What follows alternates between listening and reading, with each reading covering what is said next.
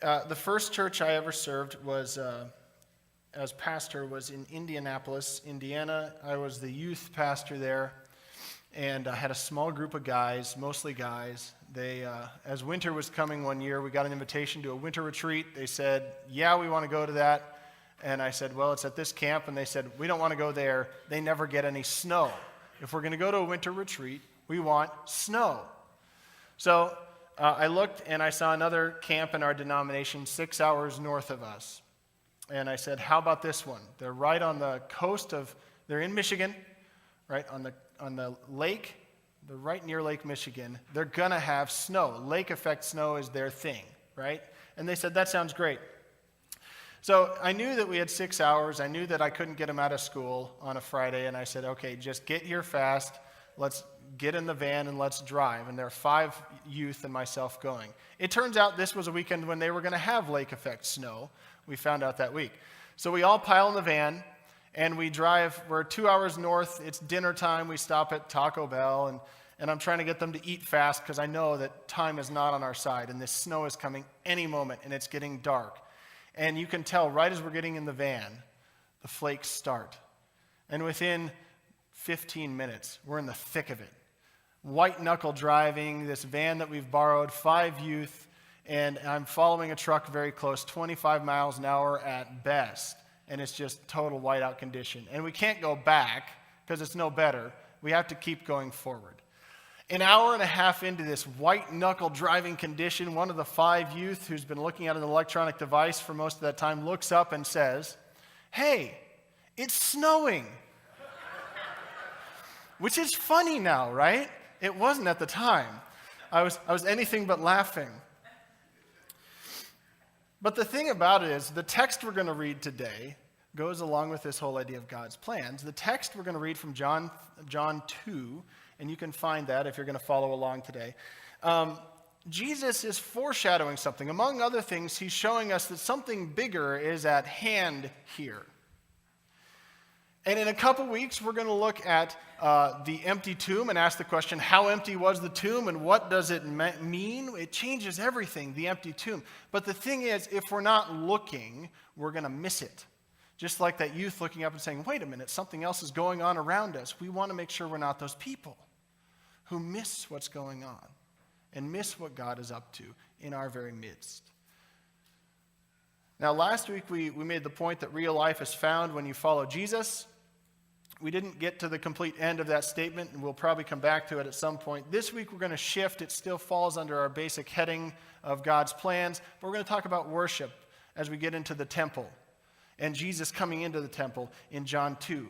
And we're going to say this: true worship seeks God's will, not self-fill. And so we'll get to the text here in a moment, but this will make some of you sit up more, and some of you can lean your head on your neighbor's shoulder. I'm going to talk history for a moment, okay? And I'm going to give you some dates, and we're going to talk the temple. So you know who you are if you want to fall asleep at this point. But I think you'll find it interesting. It's history. The temple. We're going to walk into the temple with Jesus today. And let's just go through the history of the temple quickly. Before we even get to a temple, we have to remember that Passover is also going to be in view today. This is the pinnacle event in Israel's history. That is, it's marking the Exodus. Every year they're supposed to mark this, when God delivered them from bondage out of Egypt. And they mark that by the Passover, that night when God's angel of death passed over. And they're supposed to redeem their firstborn every year from that point on. Once they're released from Egypt, they're wandering in the desert, and God gives them the tabernacle, which is the traveling temple. It's this tent structure. And that allows them to have proximity to God and to sacrifice. Then by the time they reach the promised land, they're in the land. They've gone through kings already. They've gone through Saul, their first king. Then David, the man after God's own heart, thinks he's going to build a temple, the permanent structure. And God says, you can't do it. I'm handing that off to your son Solomon. And so Solomon builds the temple. We got some dates coming up here in a moment. Terry, go ahead. In 967 BC, Solomon's temple is built, the first one. And then the kingdom divides, and interestingly, the temple goes into disrepair and disuse and misuse over the next bunch of years, in fact, centuries. They have issues. Sometimes the kings of this divided kingdom just ignore the temple entirely. Sometimes the temple wasn't simply a place for sacrifice, but it was also a place where treasure was stored too. Sometimes they pilfered it in order to pay off other kingdoms, not to conquer them. And so if there was anything that needed to be repaired, you couldn't repair it anyways because you had sold it off. So it goes into disrepair until the Babylonians take over. And then they export a bunch of people out, and the temple is really in ruins at this point. Ezekiel is given a vision in 571 that this thing is going to be put back together. Zerubbabel is granted access, and he goes back and he rebuilds the temple, and it's completed again in 536. Solomon's temple was the first. It was grand. Zerubbabel's temple was adequate. So it's there. It works. It does what it needs to do. And that becomes the focal point then for a very long time. And then Alexander the Great roams through the empire and takes over everything, and then that fragments. And then finally, go to the next slide here, Terry. A Greekish, we'll call him Hellenistic, they would say, ruler Antiochus IV Epiphanes, which means God manifest. He thought highly of himself. He desecrates the temple because he's angry at Jerusalem. He sets up an altar to Zeus and makes it unclean. And then within a couple of years, there's a Jewish uprising under the Maccabees. This is the stuff that happens in between the Old and the New Testament. They purify the temple, and you get Hanukkah out of that. And then Herod. The Romans finally take over in 64 AD, and Herod becomes a Roman ruler who's somewhat Jewish. He's of Jewish origin, but he's not fully of Jewish origin, and he wants to win favor with the people under him, and so he starts to rebuild the temple in the grandest fashion possible in 19 BC, and that's the temple of Jesus' day. It's still being built 46 years later by the episode we're going to see today in John 2. And I give you all of this information because the temple was the focal point. This is what they were waiting to put together, and there were times when it went into disrepair, but when it was destroyed, there was collective mourning. When they were not able to be at the temple, they had problems. The temple was the focal point for Jewish worship and sacrifice. And that's the world Jesus comes into. The world of Herod's temple, of the temple being that focal point. And in John, which we're looking at today, Jesus has just before this done his first miracle, turning the water into wine at Cana. That mighty deed happens out in the country. Then he comes into the city, and from mighty deeds, he's going to move to some mighty words at this point. So let's look at what he does and says. Let's go to John 2, 13 through 22. When it was almost time for the Jewish Passover, Jesus went up to Jerusalem.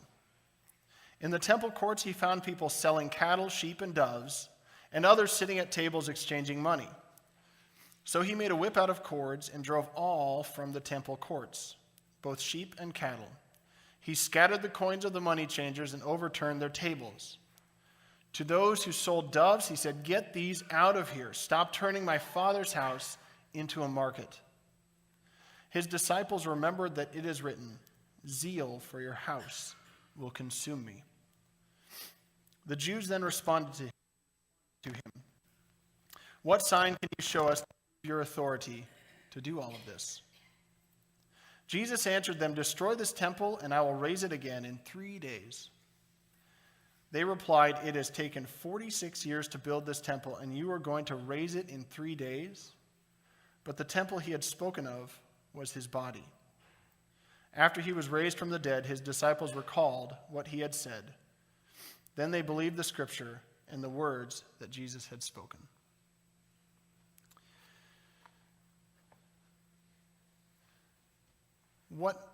When Jesus walks into the temple, there are many expectations and things that were going on. Let's understand those first. First of all, Jewish men were supposed to sacrifice at the temple.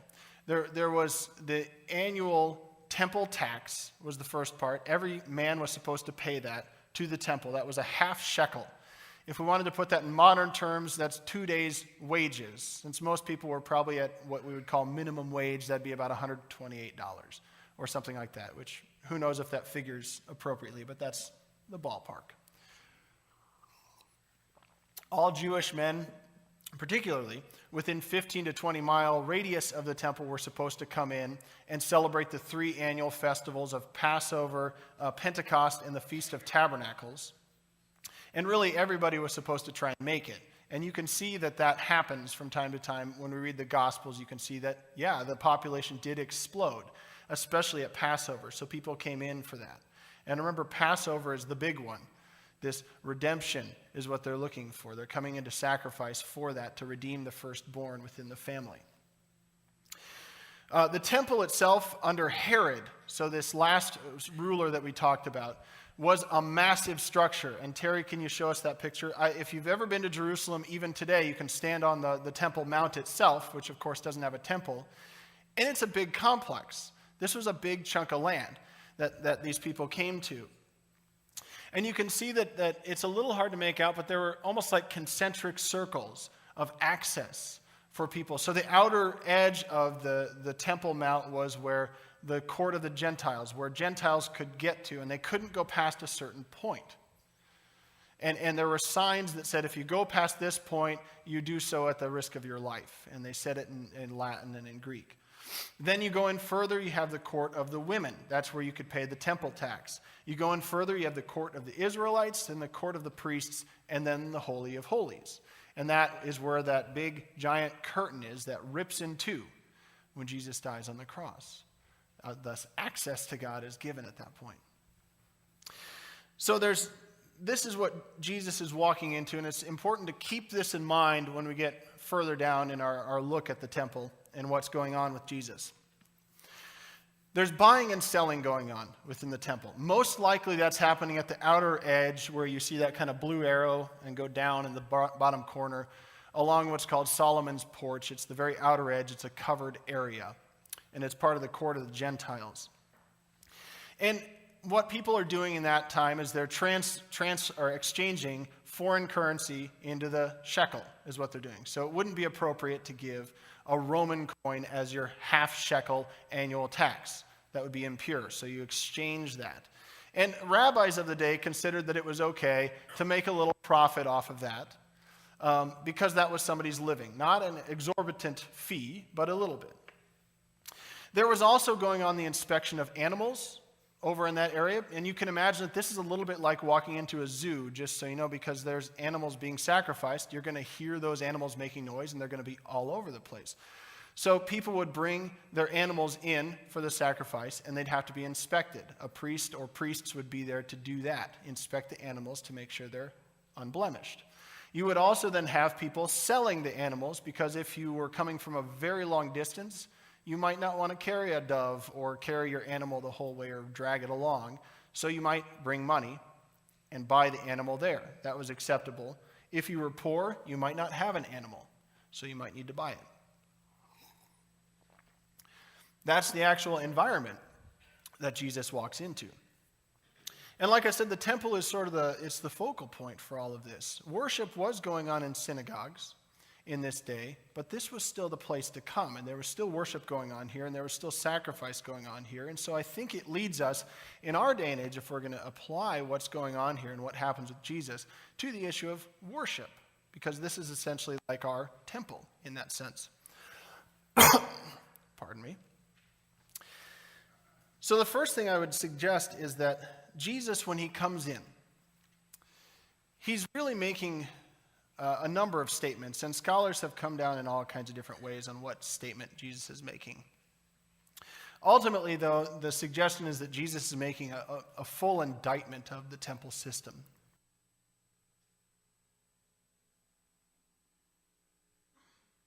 I appreciate your patience. Jesus says, destroy this temple and I'll raise it in 3 days. They obviously don't catch the significance of that.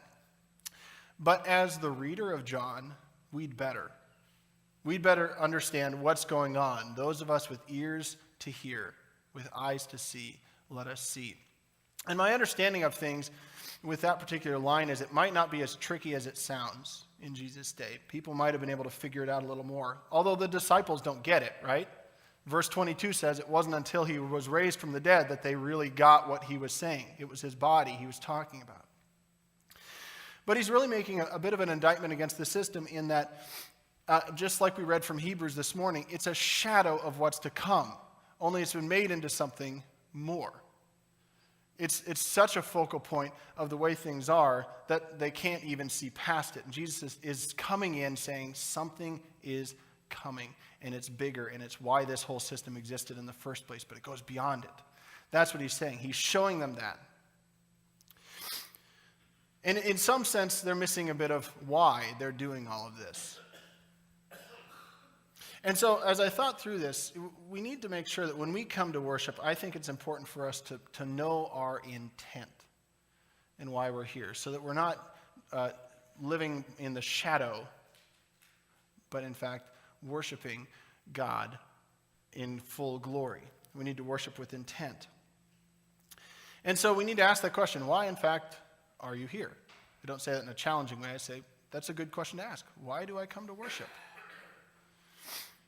When I was serving as a hospital chaplain a number of years ago, I remember talking to a woman, and I'm pretty certain I've shared this with some of you before. And she was in her 90s. She was very frail. She was within weeks, if not days, of passing away. And, you walk into a situation like that, and I've never met her before. And so I'm trying to figure things out, and she says, why is this happening to me? And as I talked through it with her, it was hard to get the full information, but the long and short of it was, why am I laying here alone in a hospital bed with no family or friends, dying slowly? She said, I went to church so this wouldn't happen. Why do we come to worship? You see, sometimes we have all these different expectations and reasons why we attend and join together with other believers. And we might come for enjoyment. Right? We might come because of friends or because of family, because that's what we've always done. We might come to just check the box. We might come thinking we're going to avoid hell. If I go enough, if I go 26 times a year, maybe it'll be good and I can offset some of the other stuff that goes on. We might come for feel-good religion. There's all kinds of reasons why we might come to church. But we should come to glorify and worship God with other believers. That's the goal. That's the reason. It's for God's glory. It's not for our own self-interest. Those products, any good feelings or anything like that comes along with it. Even God speaking to us, in a sense, is a byproduct because we're here to glorify the name of God. Were God to have not done anything at all, God's name should be glorified. God is worthy. Yet God has. God cares for us. All the more reason for us to gather. And so sometimes our hearts aren't quite right, and it happens to all of us. We're not quite pure in our motive in why we come. And so we need to purify our intent and recognize why we worship. Because so often in the church we focus on how, don't we? And we miss the why in the conversation. How we worship becomes important. And it really pales in comparison to why we worship. So we need to make sure that if we're going to purify our intent in why we worship, that we look into the assumptions that we bring to worship. We live in a consumer culture. We get a lot of that comes into church, right?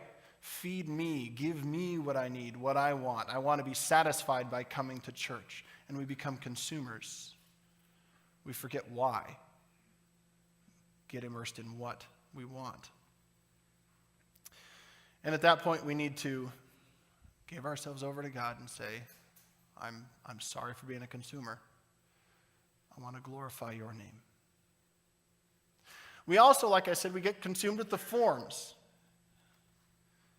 Into things looking a certain way and operating a certain way.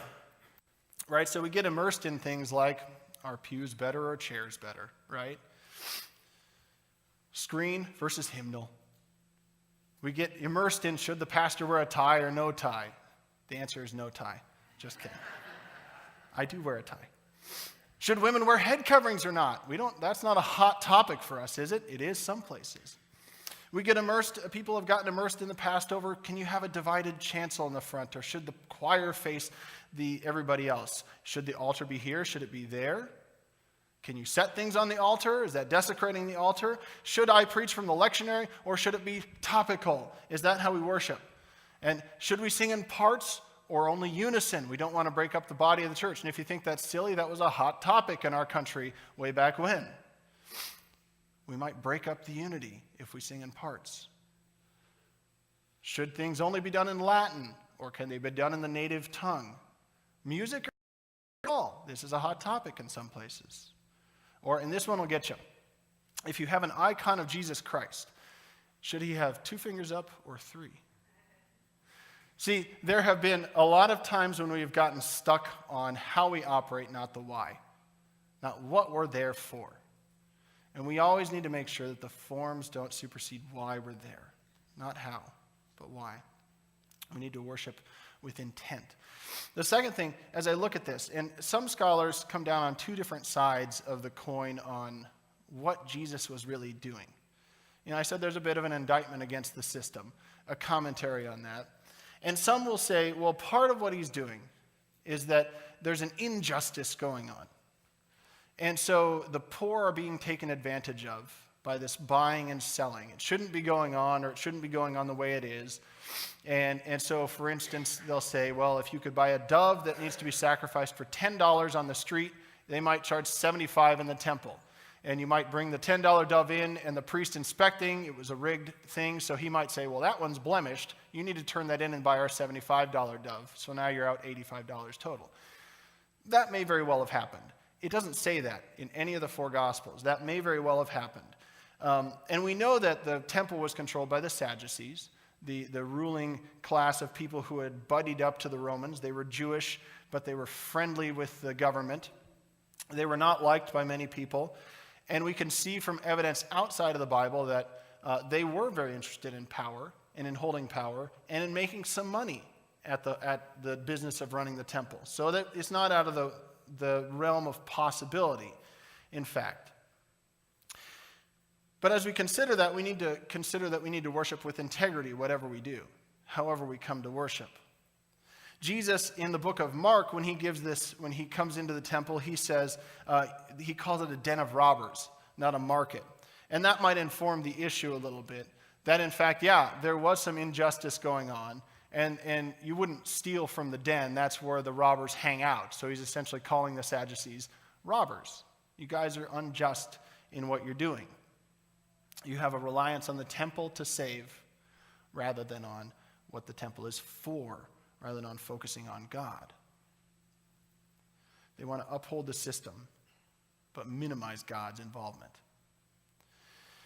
And so we've got to worship not just with intent, but also with integrity. Because our hope isn't in the church, in the system of the church, or the institution of the church. Our hope isn't in the forms of worship that we bring or that we're involved in. Our hope is found in Jesus Christ, and our actions need to show that. Worship of God can never come at the expense of others. So what we say, what we do, what we sing, what we affirm needs to have hands and feet when we walk out the door after we've worshiped together. That's part of worship. I mentioned a couple weeks ago our Care and Share Fund. It's our fund for helping people in need. It's interesting to be the administrator of that fund. It's a checkbook, and there are checks and balances. I have accountability, but by and large, we keep it anonymous so that if somebody from in the congregation needs financial assistance, they can get it, and very quickly and within some guidelines. Somebody who's a friend of the congregation, I can write a check. We can help when things just don't add up some month. Something goes wrong, life happens, those kinds of things. We do get a lot of people that come in and call in during the week, and about 1 a week, give or take, who life has happened. I have no money for gas. I can't even get to work. Okay, we can help you out. There are so many parts of Scripture that talk about helping those in need. We talk about that in here. We could have read Jeremiah 7, which is one of the passages referenced in Mark when this happens, which talks very specifically about that. You could bring up Isaiah 58, a whole lot of other ones that if we worship, we better be able to back that up with our actions and helping those who need help. I'm so thankful that we have this fund so I can help people like that. And almost everyone is telling the truth, I guarantee it. But I tell people I'd rather be fleeced 9 times and help the 10th person than not help anybody at all, because I think that when I stand before the judgment seat of Christ someday, I'm not going to be told, well done, good and faithful servant, you brought the church in under budget. I'm going to be told, thank you for helping the lost and the least. That's what we're going to be told. And our worship needs to have hands and feet, doesn't it? We need to worship with intent, with justice, in a sense. The third thing I would bring up is that we need to worship with clarity. And the other area that scholars fall, some scholars say, well, this was an injustice to the poor that was going on and to those who legitimately wanted to bring sacrifice. Other scholars say, well, no, this was an issue of access for the Gentiles. So if you remember that picture of the temple, the court of the Gentiles was the outer court, and if a Gentile wanted to come in and be a part of anything going on in the temple, they had a limited amount of access that they could get. And when I was a kid, I loved going to the state fair. We went every year. And I loved, as a little kid, the Midway was like the cool thing to do. And every year I got to go play a couple games, pay those overpriced, rigged games, and try and win a giant stuffed whatever. And that was the coolest thing for me as a kid. But imagine trying to pray in the Midway at the fair. Or imagine trying to pray at a busy place in the zoo. That's what some scholars say is the situation. You have Gentiles coming in who want access to God, and all they're getting is a zoo. And it's just noise everywhere, and they can't get anywhere with God.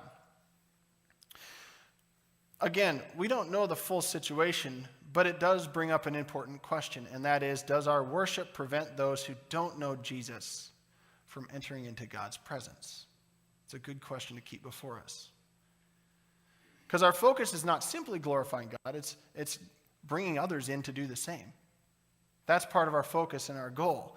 And so we do need to make sure that we've cleared the court of the Gentiles. If we think of it as our local church context, since we're doing that right now, we want to make sure that we don't promote a system that limits that access for those who have come for the first time or who maybe don't even know Jesus. So we know where all the light switches are and where all the doors are. We know how to get up and down, but not everybody does. If it's a first time here, it's actually a fairly confusing building, I've discovered. And sometimes we've been here so often, we're like, oh, they'll figure it out. Well, are we preventing access? Because somebody comes in even nervous sometimes to go to church. They haven't been in years or at all. And even finding where to go is nerve-wracking. We want to make sure that we don't have systems in place that prevent people from making or accessing God. Or we sometimes have those expectations and assumptions or beliefs about the forms, which we've talked about some of those already, that people need to act right when they come. If they're a guest, they have to act a particular way, and if they don't act a particular way, we're not really going to talk to them much, or we're going to kind of ignore them, or if they don't smell right or look right or dress right or whatever it is, and it happens.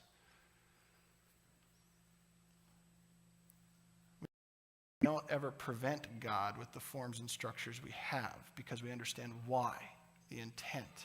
We're worshiping with integrity. I visited a lot of churches in life. Both Stephanie, my wife, and I have visited a lot of churches, and we've gone to some where they're very, very, very friendly. And we've gone to some where we think, are we on the same team here? They're just not friendly at all. We have to make sure that our expectations, that even our level of friendliness doesn't prevent people access to God. We need to make sure there's clarity about that and clarity about our purpose. Let's bring this to a close. Jesus, when he's clearing out the court of the temples, we'll say one last thing. They ask for a sign. Jesus, what sign can you give us for why you do this? And what sign does he give them? Did you notice in the text? Nothing. He doesn't give them anything. Now, they tell us what the sign will be, but he doesn't give us any sign right then because the sign was the resurrection. That's the sign that he had authority to do what he did, and that's our sign too. That's our focus, that's our motivation, that's our mission, and that's the reason why we worship. True worship seeks God's will, what God would have us do because of the resurrection. We'll get to that at Easter, but what God would have us do at the resurrection, it seeks God's will, not self-will. That's why we come to worship. And we have to come to worship with the right intent, with integrity, and with clarity in why we're here and in how we're going to bring others in. worship. Let's go to prayer.